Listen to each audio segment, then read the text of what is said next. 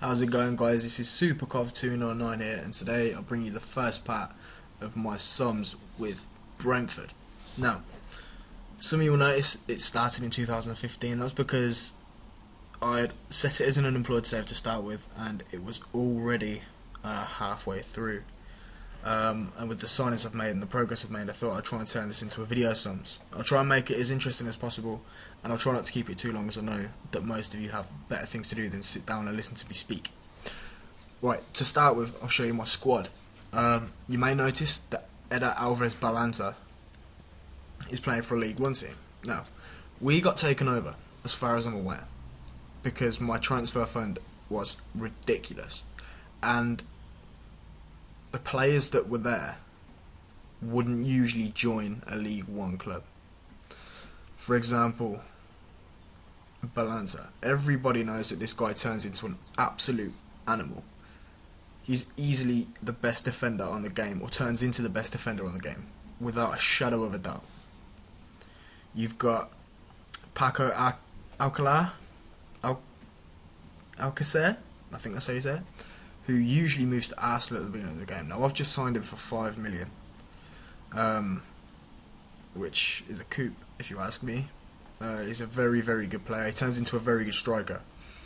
Now, for the regions, some of the regions are ridiculous. I actually read an article online that was on the SI community forums that said about searching for young talent, and I loaded up so many leagues, you know, Argentina, Belgium, Brazil, Croatia, Czech Republic, Denmark.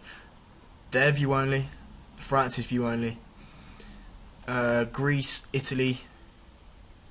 Greece is view only. Italy is playable. Japan, I've got playable as well, which I downloaded from the Football Manager community forums. View only, view only, view only. Yeah, the rest of these are mainly view only.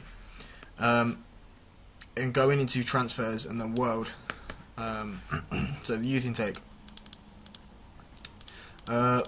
was incredibly stupid. Like, some of the players that you can find for cheap prices are ridiculous. So, for example, I've got this guy, Jorge Gama. Now, for a 17-year-old, his stats are incredible. You know, he can grow into such a fantastic player. And I'm playing him out wide on the left, and for a 17-year-old to be playing as many games as he has, he's actually done fantastic. Let's try and bring up his stats. Where is it? Players. Nope. Season stats. 38 appearances, 13 goals. You know, that's pretty impressive. Best thing was, I signed him for 900k, I think it was. Yeah, 900k. Levin, this guy, don't know how you say his name. Turkish guy. His stats fantastic. Signed him for 1.2 million. Again, he prefers to be centre midfield. I'm sticking him out on the right wing. Mauro Bolino, I'm sure he's not a regen, but I've got him. He's quite impressive.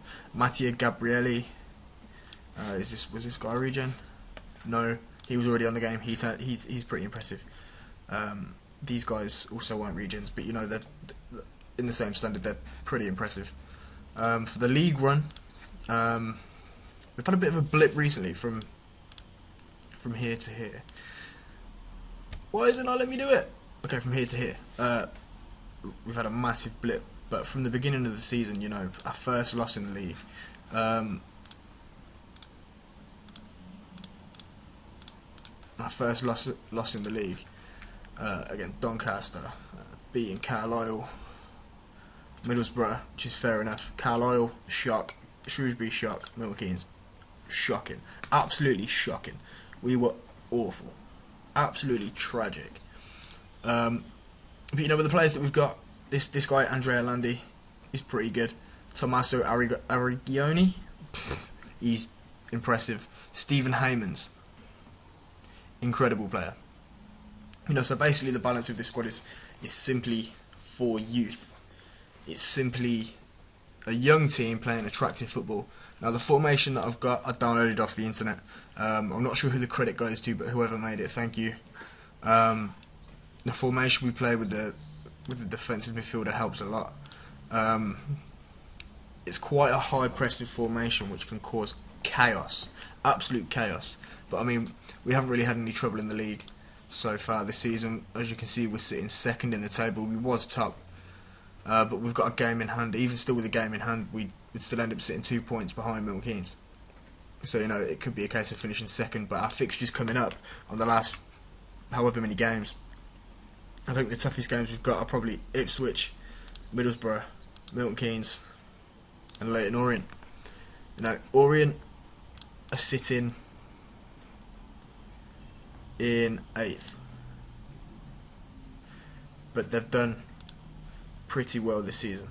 Another thing I'd like to add is the Camtasia that I'm using.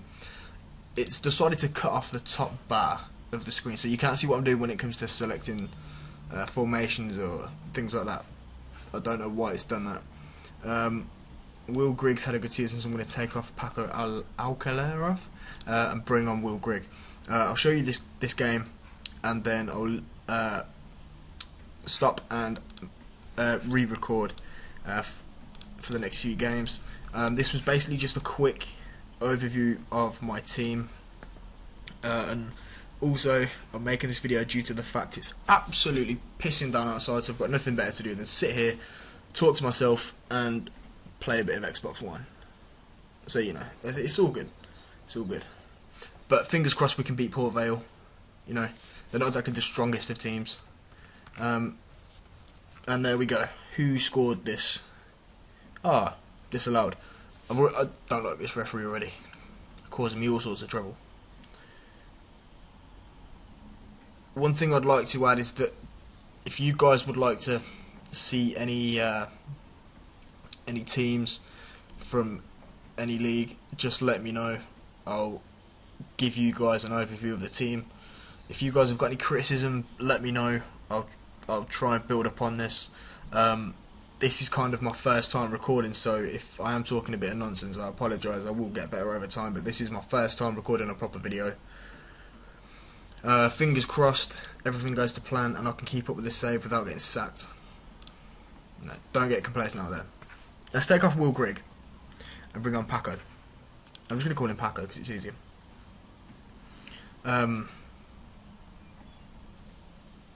We've got a good team, but I think the amount of players that I've brought in haven't helped the balance of the squad.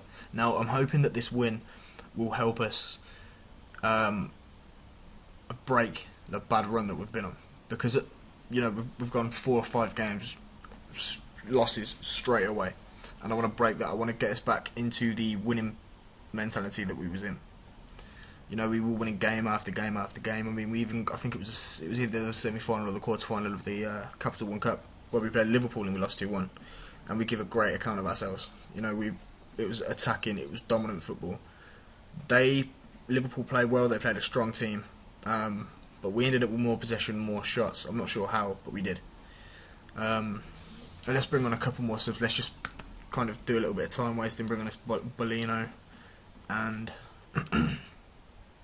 let's have a look. Adam Forshaw, because Forshaw's not a bad player. Let's take Aragoni off. So it's a 1-0. It should be a 1-0 win. And Port Vale near the bottom anyway. The only other thing is Port Vale will probably score, and I'll cry. But they didn't score, so I don't need to cry. It's all good. It's all good. That was a let-off, because it was a let-off. Incredible let-off. So, you know, as you can see, we dominated the game again. I'll leave you guys, screw it. You guys will be fine. You're young.